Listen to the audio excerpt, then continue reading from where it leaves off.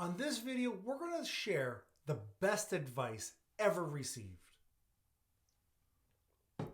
Thanks for checking out my channel, Leadership with Mike. On this channel, I try to help managers become leaders, and I do that with no nonsense sense.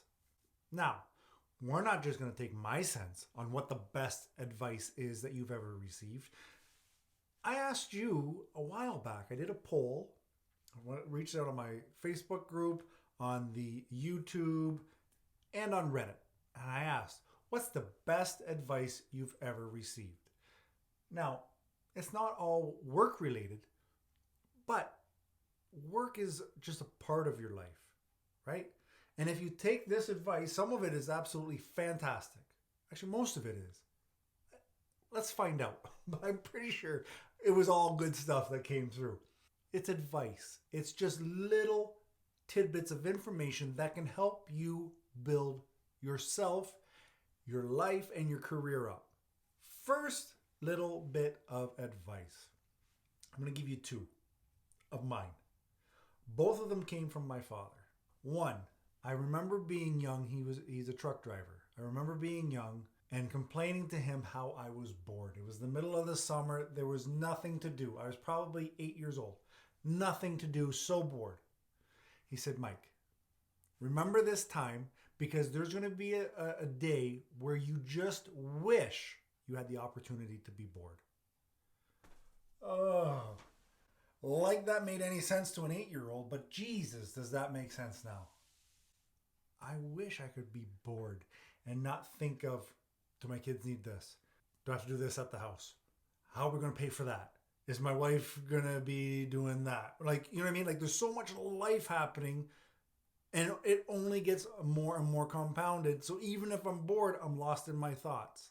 Second piece of advice. If you're going to go bankrupt, whether it's 5,000 or 500,000, it's all the same. What does that mean? It means if you fail, whether it's a big failure or it's a little failure, you start at ground zero again.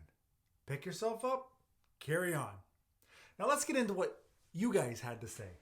This coming from Tropico Pracer.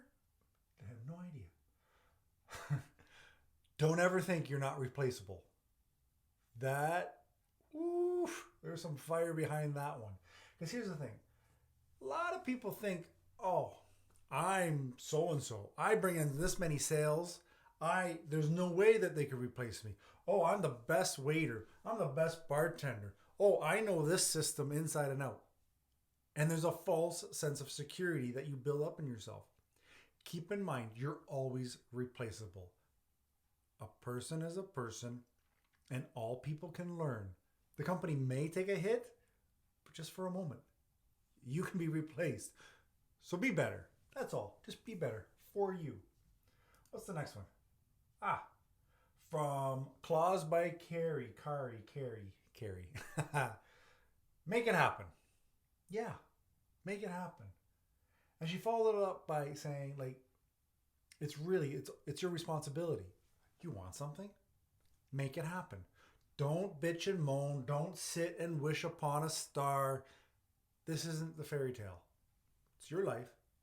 Make it happen. What do you want? Go get it. In an honest fashion. Mr. Baptiste, you will never be able to do that. That's in brackets. And he says, yes, I was. Sometimes you have to take the negative BS that people say to you and just stick it, buddy. I remember way back when I was dating this girl and her father, it was after high school. And he said, you need to go to university. It's not the cards for me, buddy. Mike, you're going to need to go if you want to be a success. That burnt inside of me.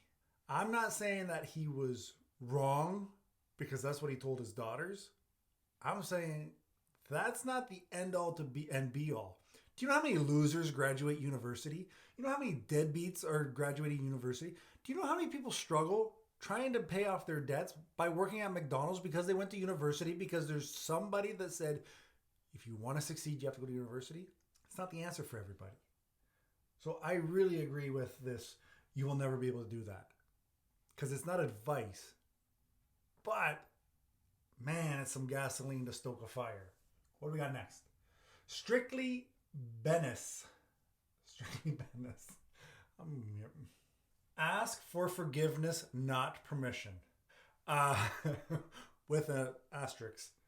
Note, do not use this advice for sexual relationships. Absolutely. I've heard it said time and time again. It is better to ask for forgiveness than permission. So many times people will put up fake roadblocks for you, even if it's your boss, if it's your parents. I know for my kids, sometimes I say no and I have no reason to say no. Don't tell them. But if you do something with the right intention and it's wrong, ask for forgiveness. Forget the permission part. Go straight. I'm sorry. This is what I thought would happen. This is how I thought it would play out. I missed the mark. It won't happen again. Sound advice. Sound advice. My buddy Justin, he gave me 2. Suck it up.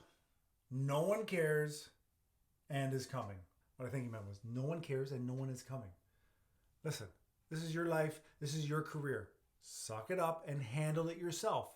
The cavalry is not coming to save you. The government is not coming to save you. Your boss is not just going to look down and say, hey, here's $1 million. You don't even need to work. You're so good. No, make it happen and suck it up. You don't like it? Suck it up. Do something and fix it. His second one was, you be the change you need and fast. Listen, you work in a shitty environment, change it. Oh, I don't have that power. I'm just one guy. Yeah, but if you're one guy that's always negative and you become positive, eventually people start being positive around you. Be the change. Who said that? Gandhi? Be the change you want to see in the world? Can't argue with that guy. All right, who we got next? Steve, of course. 1, 2, 3. Ooh, this is sound advice for any manager. Praise in public. Discipline in private. What does that mean? That means when your team does something right, make sure everybody knows. This is what happened. This was done right.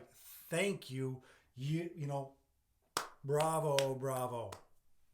But when somebody does something wrong, that's not done. You don't ostracize somebody in public. You bring them in to close quarters. You have a discussion.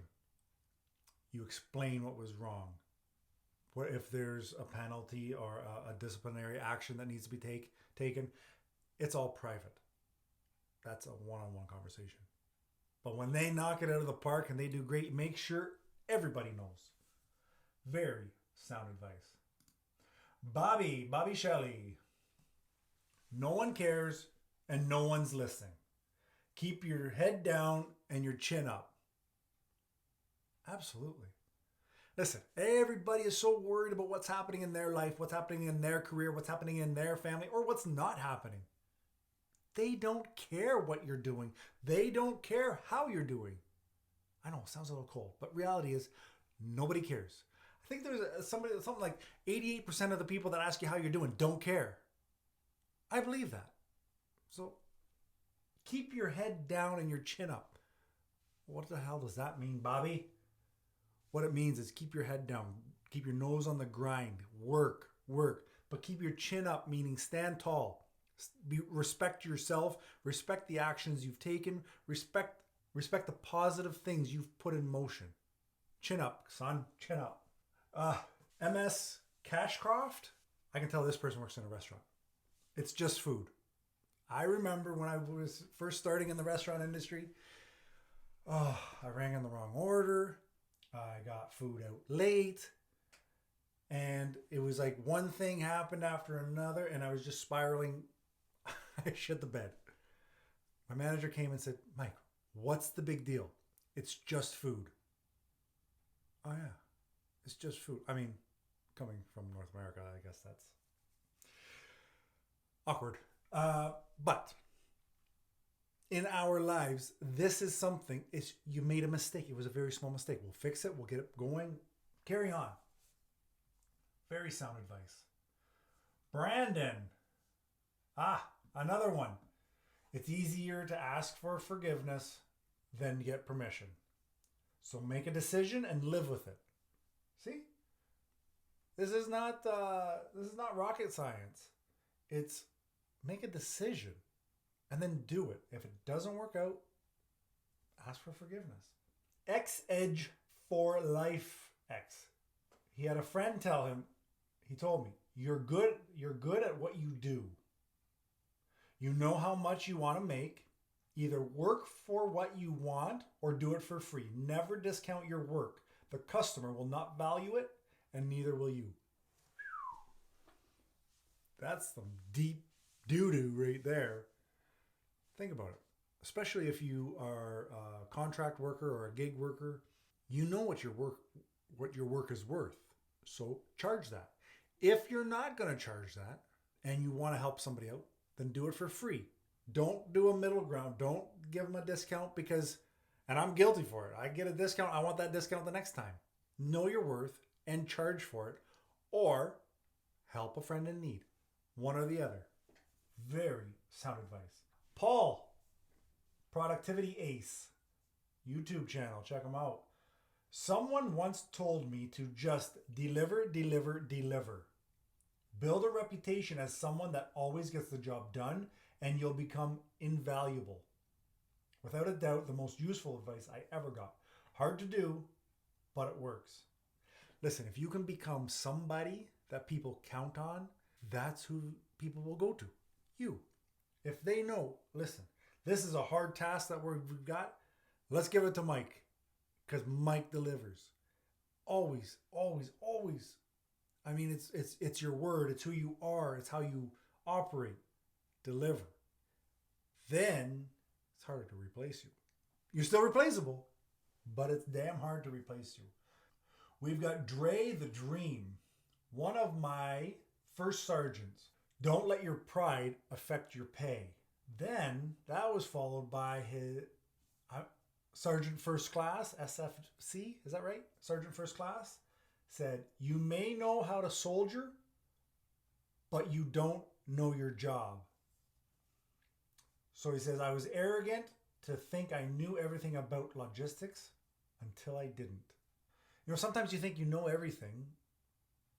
I mean, I've never been that guy who thought I knew everything about everything. But man, that can bite you in the ass because you don't realize what you don't know until you don't know something. And depending on the situation, it can have some pretty serious consequences. I would assume that his first sergeant and his sergeant first class were on the right track. Don't let your pride affect your pay, son. I think they said it like that. We've got Sylvester Rulas. Don't blame the problem. Fix the problem first, then figure out why it happened. Yeah. You have a problem. You got a speeding ticket. Don't blame the officer. Don't blame that you didn't see the sign. Fix the problem. What are you doing? Are you paying attention to something else? Because, you know, it's your responsibility. Don't blame the problem. Easy. Then Mr. Sylvester follows up by relax, relax, relax, relax. I'm down with that. Relax. Listen, life goes by too fast. Life is too stressful for a lot of people. Just relax. And then finally he says, you're not going to know how to resolve everything right away, so don't expect to. Yet you have to learn. You have to get knocked down a few times. You have to fail a few times. Then you're going to know what to do. You get a new job, you're not going to know how everything works, so don't expect to. And don't let on that you do. Be human. You don't know it. That's okay. Know the basics. Wacy Hapa. Come on, guys. Where do we get these names? Don't be afraid to say no. Getting into management doesn't mean you have to forego your personal, professional boundaries. Amen. Listen, just because you were given a management or you earned a management position doesn't mean that that has to now be your life. It's not. And if your employer thinks that's the way it should be, maybe you need to find a different employer. Easier said than done, but don't be afraid to say no. And a lot of times what will happen is people will just say, here, can you do this? Can you do this? Can you do this? If you always say yes, you're the easiest route to go. I'm going to ask you. But if you say no, it's not the end of the world. I understand. Okay, I'll hand it to somebody else. No big deal. Sometimes we make up these stories in our head. Noel's 74, restaurant worker.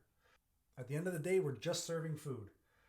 Not doctors saving people's lives. Yeah, you work at a restaurant. You're serving drinks, you're serving food. You're not curing cancer. You're not launching a rocket. There's really no other pressure than what the customer's putting on you. Okay. I mean, you got to get better at your job, but it's just food. It's not that important to be done right now. If it comes out a little bit cooler than it should have, well, that sucks. But it's not the end of the world. Let me ask you, after you've subscribed and you've liked this video, what's the best advice you've gotten? I'd love to add it, and we'll do a round 2 of this because I think it's pretty cool just to hear what other people think is sound advice for them, for their careers, because it's probably something that can help somebody else. So share it in the comments below and check out this video. I'm going to be there when I'm done my coffee.